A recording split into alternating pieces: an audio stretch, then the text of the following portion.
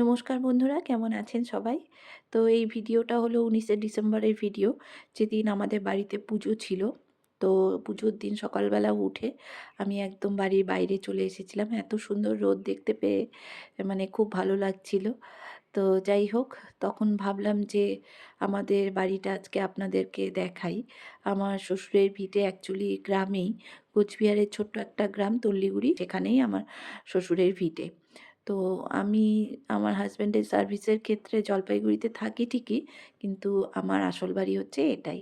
তো আজকে ছিল পুজো, আমার হাজব্যান্ড একদম পুরো ব্যস্ত কাজকর্মে, আর ওর সাথে সাথে বাড়ির প্রত্যেকটা মেম্বারই ব্যস্ত।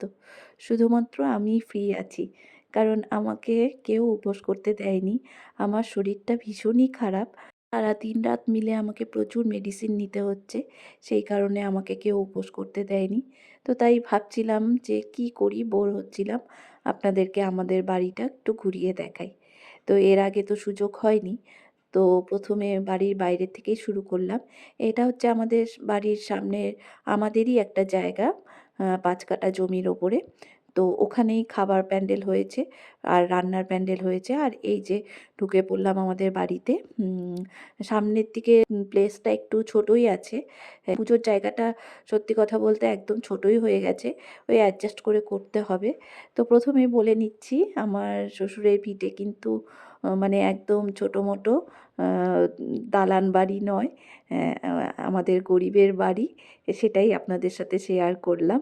একদম মানে চারিদিকে মানে সব কিছু ছড়ানো ছিটানো আছে। সবাই দেখুন কাজকর্মে ব্যস্ত। আমার ২ জা, আমার শাশুড়ি মা এখানে বসে সবজি কাটছে। মানে যারা যারা উপোস করেনি তারা খাবে, সেজন্য সবজি কাটছে। শাশুড়ি মার এত বয়স হয়েছে, তবুও উনি টুকটুক করে কাজ করতে ভীষণ ভালোবাসে।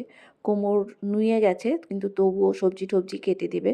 এই হেল্পটা উনি বরাবরই সবাইকে করে থাকে। তো এই রান্নাঘরেই দুপাশে দুটো ওভেন রাখা আছে। এক পাশে ছোট জা রান্না করে আর এক পাশে মেজো জা রান্না করে। এটা হচ্ছে আমার ছোট জা। তো যাই হোক, ওরা সবাই উপোস করেছে। আমি বলেছি যে আমি তোদের চায়ের দায়িত্বটা নিলাম। আমি চা করে করে যতবার তোরা চা খাবি আমি চা করব। প্লাস যারা যারা খাবে আর কি তাদের রান্নাটুকু আমি করব। মা কেটে দিচ্ছে, আমি করব। তো এটা হচ্ছে ঢুকতেই দেখলেন আমার ছোট দেওরের ঘর, আর এটা হচ্ছে আমার শাশুড়ি মায়ের ঘর। আর এই হচ্ছে আমার শাশুড়ি মায়ের ছোট্ট ঠাকুর ঘর। প্রথমেই বলে নিলাম যে আমার বাড়ি কিন্তু একদমই গরিবের বাড়ি, ভাঙাচোরা বাড়ি। কিন্তু এই বাড়িতেই সবথেকে বেশি শান্তি আছে।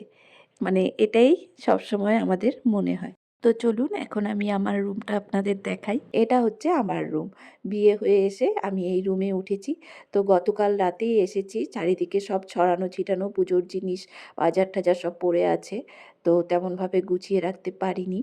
আর এই ছবিটা দেখতে পাচ্ছেন, ওটা হচ্ছে আমার শ্বশুরমশাইয়ের ছবি। আর আমার রুমে দুটো জানালা আছে। এই জানালা দিয়ে গ্রামের খুব সুন্দর প্রাকৃতিক দৃশ্য দেখা যায়। আর এর পরের রুমে যে চলে এলাম, এই রুমটা হচ্ছে আমার বড় দেওরের রুম। ওই যে আমার দেওরের মেয়ে বসে আছে, আর আমাদের বাড়ির একমাত্র বৌমা মানে আমার ভাগ্নে বউ, ননাসের ছেলের বউ, ও হচ্ছে পুজোর দিনেও উপোস করে অফিসের কাজ করছে। এতটাই ব্যস্ত আর কি, পুজোর দিনেও ছুটি পায়নি, ঘরে বসেই কাজ করতে হচ্ছে। আর এখানে হবে হচ্ছে ভোগ রান্না। ভোগ রান্না করবে আমার মেজো জা আর আমার হাজব্যান্ড দুজন মিলে করবে আর কি। আর ওদেরকে রেডি করে দেবে।